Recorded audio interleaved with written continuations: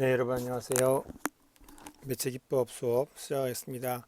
저번 주는 추석이어서 한 주 정도 쉬고 이제 만나 뵙게 되는데 이제부터는 이제 매핑을 우리가 이제 다음 주까지 비대면이고 그 다음 주부터는 대면 수업으로 이어지기 때문에 그걸 준비하기 위해서 어느 정도 매핑을 위한 기초 지식을 좀 인포메이션을 담아서 예제와 함께 살펴보는 시간을 갖도록 하겠습니다. 실습 위주의 수업이기 때문에 프로그램도 있고 여러 가지 콘텐츠도 만들고 하나만 하면 되는 게 아니기 때문에 좀 여러분들이 기존에 배웠던 것들을 좀 최대한 총 출동을 해야 될 겁니다. 특히 1학기 때 모션 그래픽을 배운 친구들은 에펙을 좀 다시 한번 복습해 보는 것도 좋습니다. 지금 보시는 뒤 화면은 그 어떤 주택의 벽면을 매핑한 건데요. 뭐 컨테이너 박스처럼 지은 것도 있고 아니면 여기 보니까 벽면에 이렇게 창문에 이제 그 종이를 붙여서 창문 같은 거 다 이렇게 하얀색으로 만들어서 각각의 면에 진짜 있는 것처럼 이제 나타냈었죠. 이 실제 사람일 것 같고요. 이건 영상인 것 같은데 우리가 착각하지 말아야 될 것은 오늘 우리가 수업 시간에 배워야 될 키워 가장 중심이기도 하겠는데 시점에 관한 문제인 거예요. 여러분들이 지금 이 사진을 보는 시점은 이미 카메라가 찍었기 때문에 내가 우리 좌우로 움직일 수가 없죠. 이 카메라가 이미 이 위치에서 찍었다고 하는 것은 여기에 천정에 이런 높이 있죠. 이런 것들이 다 계산되어져 있는 걸라는 걸 말해요. 즉 카메라가 만약에 왼쪽 이쪽에서 찍었다거나 이쪽에서 찍었으면은 이런 입체감이 안 났을 거예요. 딱 입체감이 날 수 있을 만한 곳에 카메라를 놨었고 거기에 맞게 컨텐츠를 제작한 거라 그런 것이죠. 우리가 얼마 전에 삼성동에서 그 야외 스크린에 물이 파도가 막 치는 거를 봤을 텐데 그것 역시나 그 퍼스펙티브라고 하죠. 시점 퍼스펙티브를 맞춘 상태에서 상영을 했고 카메라도 그 위치에 찍었던 거죠. 예. 오늘은 그 비법이 숨어 있다라고 하는 것을 알려드리도록 하겠습니다. 자, 우리가 보통 그 프로젝터를 쏘면 이제 여러분들이 지금 수업 시간에 강의실 가게 되면 벽에 붙어 있는 프로젝터를 쓰지만 보통은 이동식 프로젝터를 써서 노트북에 연결해서 쏘죠. 그래서 뭐 가끔 115라든지 125의 프로젝터를 가져 쏘기도 하고 특히나 뭐 무대 공연할 때도 프로젝터를 많이 쓰는데 한 가지 아쉬운 건 이런 그 화면에 대한 키스톤에 대한 이해가 없다라고 하는 것이죠. 그래서 지금 왼쪽 오른쪽 그림을 봤을 때 프로젝터를 내가 벽면하고 완전히 맞은편에 오차 없이 쐈을 때는 왼쪽 같이 이렇게 딱 사각형이 맞춰지 됩니다. 이렇게 사각형이 기울어지지가 않고 딱 맞게 됩니다. 근데 늘 환경이 이렇지는 못하잖아요. 어떨 경우에는 프로젝터가 밑에 바닥에서 올려다 볼 수도 있고 위에서 내려다 볼 수도 있고 좌측 우측 치우실 수도 있어요. 그래서 오른쪽 같은 경우에는 밑에서 올려서 쏜 거예요. 왜냐하면 이제 밑에가 좁고 위에가 넓은 것은 빛이 이렇게 올라가기 때문에 그렇죠. 그래서 옛날에는 프로젝터를 키면은 키스톤 장치가 오토로 먹지가 않아서 우리가 이제 이거를 잡는 걸 키스톤이라고 그래요. 키를 잡는다. 키스톤 장치를 손으로 일일이 매뉴얼로 맞췄어요. 그래서 지금 이렇게 바닥에 왜곡되어진 것도 얘를 이만큼 빼야 되고 이만큼 빼야 되겠죠. 설명을 드리면 얘도 이만큼 나와줘야 되고 이만큼 더 나와줘야 돼요. 예. 그래서 얘가 이렇게 나오게끔 만들어줘야 되는데 이만큼 가는 거를 손으로 다 일일이 버튼 눌러서 했다. 요즘 프로젝터는 오토키스톤이라는 게 있어서 아무리 해도 조금씩 그 스스로가 그걸 잡아요. 근데 완벽하지 않기 때문에 손으로 해야 될 거야. 아마 여러분도 수업 시간에 실기 때 가장 처음에 해야 될 것은 키스톤을 잡는 것부터 수업을 시작할 거예요. 그러니까 뭐 늘 교수님이 해줬고 엔지니어가 해줬으니까 그냥 있을 수도 있겠지만 이런데 여러분들이 직접 해보는 수업이니까 키스톤을 잡는 방법도 가르쳐 드리겠습니다. 자, 그 다음에 그래서 키스톤이 뭔지를 여러분들이 알아야 된다는 말씀 드린 거고. 자, 그래서 보시면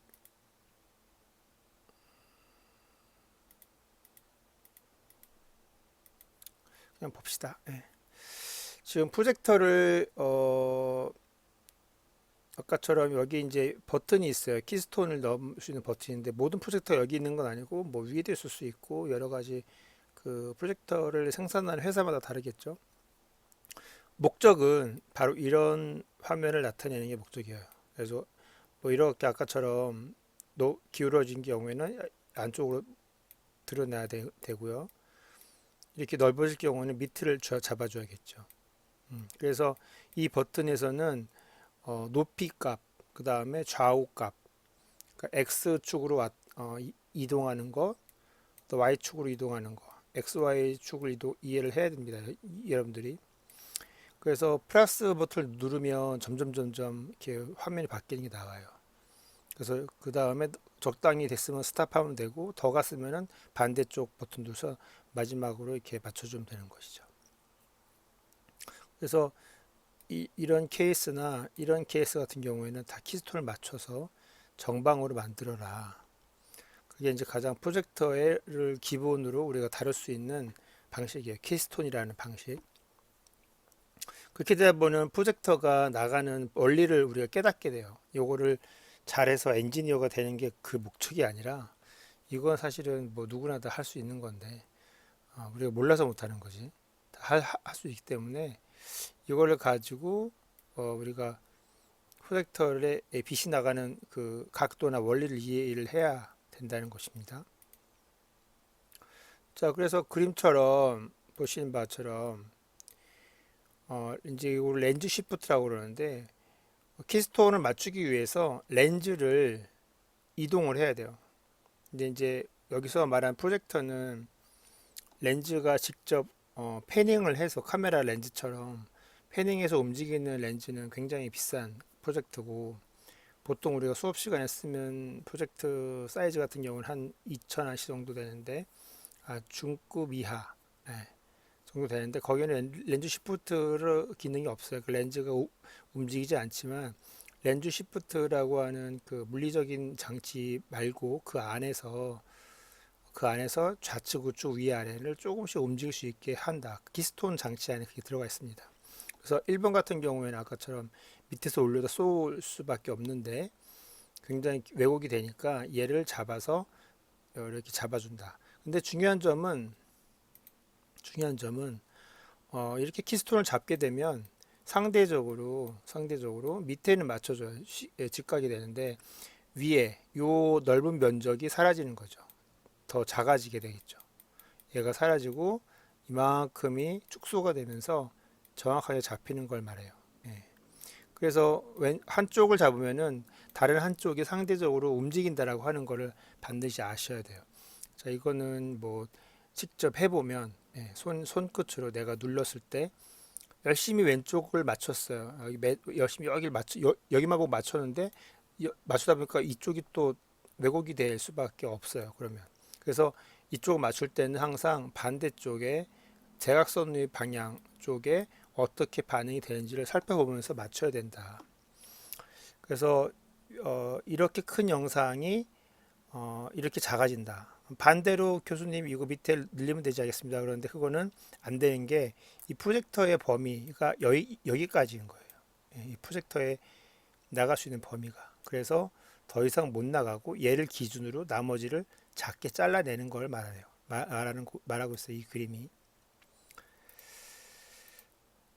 자, 그 다음에 그래서 매핑을 하기 위해서 여기 사각형의 그림을 보시면 이거는 이제 컴퓨터에서 이 사각형을 만들었어요. 근데 우리가 눈으로 보면 딱 정확하게 맞아요. 근데 프로젝터를 보면 기울어져 있어요. 자, 그 이유가 이 그리드라고 보이죠. 이 가로선, 세로선을 보시면 각도가 어때요? 이 실제 스크린하고 맞지가 않죠. 그래서 스크린에 맞았을 때 이 이미지는 실제 쏴보면 맞지가 않는다. 그래서 매핑이 필요한데 매핑을 하게 되면 이 점 있죠. 아까 제가 키스톤 얘기했는데 요 꼭지점, 4개의 꼭지점을 이동해서 각도를 맞춰주는 거예요. 그래서 이렇게 실제 스크린 선하고 이 그리드하고 정확하게 맞추게끔 되다 보면 이 사각형이 맞게 되는 거죠. 그래서 여기는 딱 스크린이 꽉 채워졌죠. 이렇게 올라가서 확장돼서 채워졌어요. 자, 근데 반면에 보시면 컴퓨터 스크린의 사각형 어떤가요? 왜곡이 돼 있죠. 반대예요. 처음에는 왼쪽에는 이 컴퓨터 사각형은 왜곡이 안 돼 있는 대신에 프로젝터는 왜곡이 돼 있으면 오른쪽 사각형에는 오른쪽 그림에는 스크린은 정확하게 맞는데 컴퓨터는 왜곡이 돼 있다. 즉 뭐냐면 이만큼 프로젝터가 위치가 실제랑 다르다라고 하는 것을 의미하고 있다라고 보시면 됩니다. 결과적으로는 그 스크린에 맺혀지는 이 사각형이 얼마큼 맞는지가 중요한 거지 이 안에 컴퓨터의 이미지는 아무도 보지 않아요. 이거는 그 오로지 오퍼레이터만 보기 때문에 중요하지 않습니다. 그래서 이 두 개의 차이점을 여러분들이 가장 잘 오늘 딴 거 몰라도 이 두 개의 차이점을 아셔야 돼요. 자, 수업 시간에도 뭐 한번 왜곡이 왜 이렇게 되는지를 한번 보여드리도록 해보겠습니다. 자, 그래서 CPSM이라는 뭐 말이 나올 정도로 기본적으로 매핑할 때는 일단 컨텐츠가 있어야 돼요. 컨텐츠가 있는데 이 컨텐츠가 지금 눈 결정체 컨텐츠 여기다 넣기 위해서 내가 필요한 거는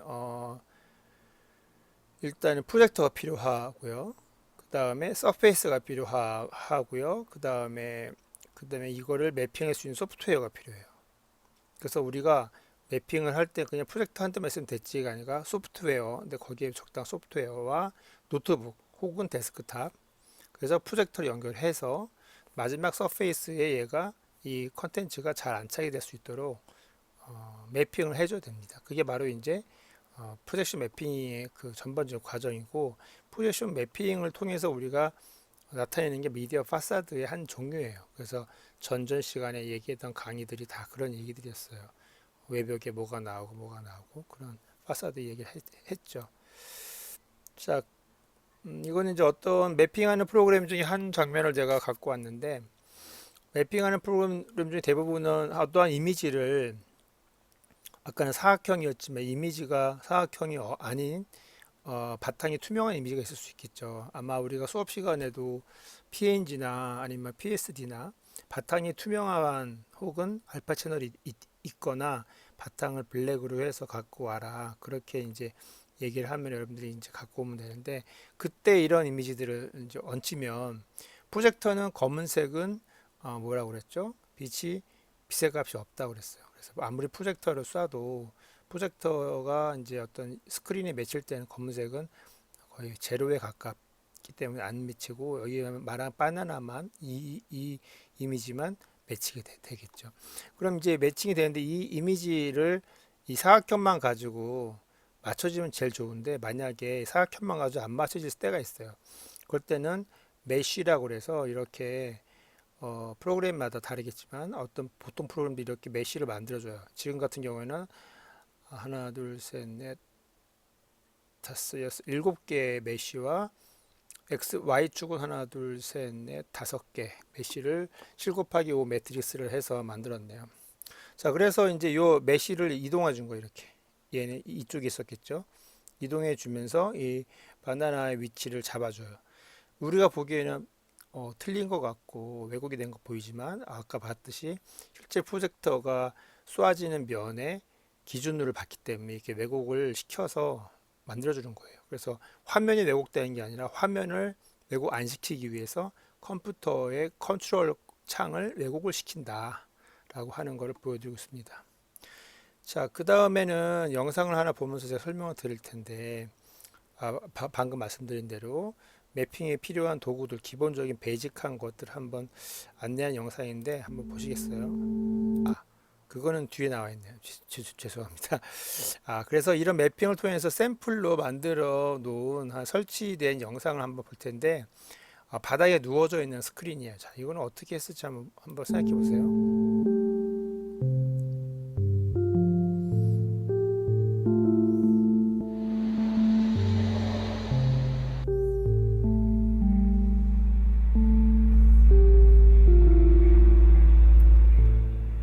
글씨들이 이렇게 물결처럼 다니죠. 이거 컨텐츠예요, 컨텐츠. 그리고 지금 막 바뀌어요.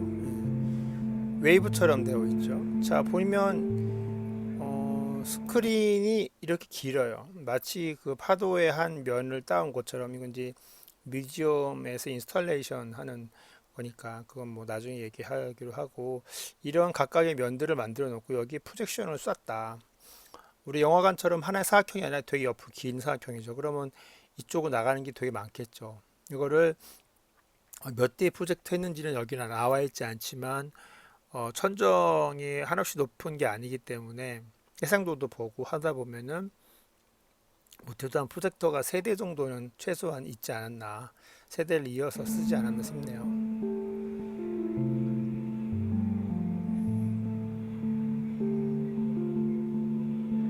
지금 실수로 눌러버렸네. 죄송합니다. 다시 한번.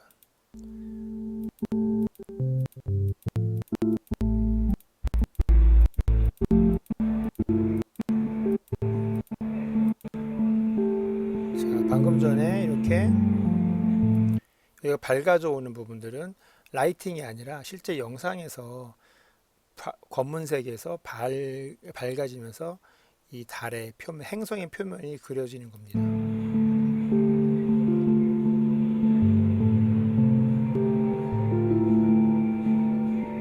전체적으로 하나면이 되기 때문에 우리가 하나의 프로젝터라고 생각할 수 있지만, 이거는 하나면으로 그려지면서 지금처럼 분할 화면도 나오죠. 그래서 죄송합니다. 자꾸 이게 제 마음대로 되지 않네요. 자, 그래서 보면 이렇게 분할 화면 같은 경우에 각각의 프로젝터가 하나씩 쐈느냐 생각할 수 있으면 전혀 그렇지 않아요. 예.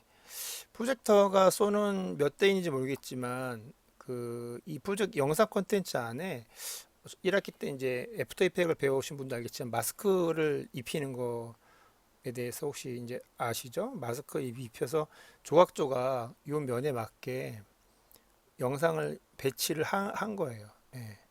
그래서 이게 점점 좀 나오게끔 만들어서 이렇게 크게 한 영상, 2개 한 영상, 3개 영상에서 전체적으로 영상 하나로 다 만들고 그거를 프로젝터로 나눠서 조각을 내서 프로젝터를 쏜 거죠.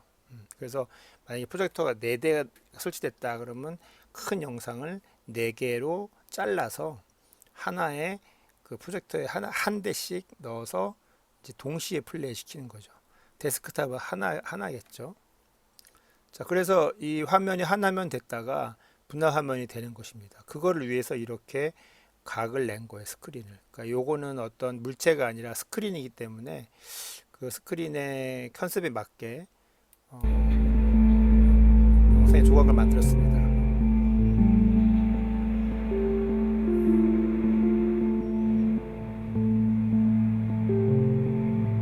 요 글씨들에 나타난 뭐 단어나 그런 의미들에 대한 사진인 것 같아요.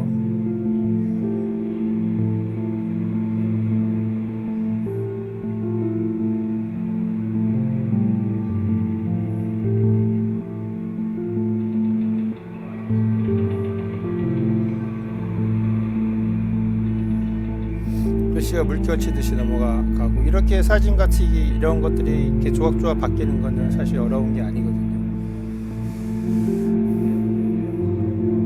하지만 어떻게 뭐 기술보다는 콘텐츠 전달력이죠. 그래서 뭐 이런 시간의 흐름과 그 흐름을, 이게 사실은 이제 그 약간 파도치는 것은 달의 인력과 뭐 태양의 어떤 관계에 의해서 나오는 거잖아요. 지구의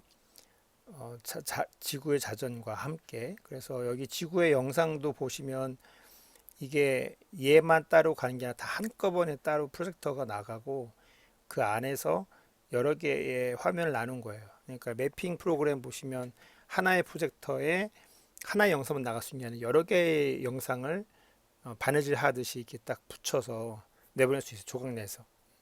근데 이제 바닥에도 되게 잘 입히는 거 봤을 때는 프로젝터가 위에서 잘 쏴주고 있다라고 볼 수 있겠죠. 왜곡이 안 돼요.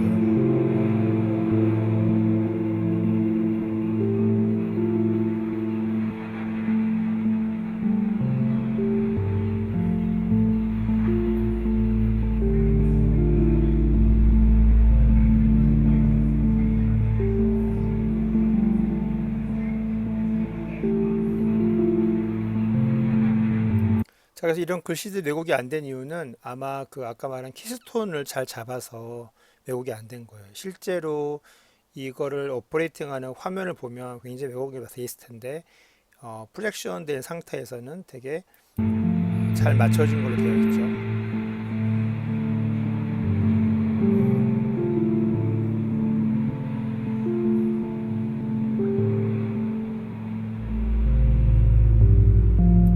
네, 영상을 잘 봤습니다.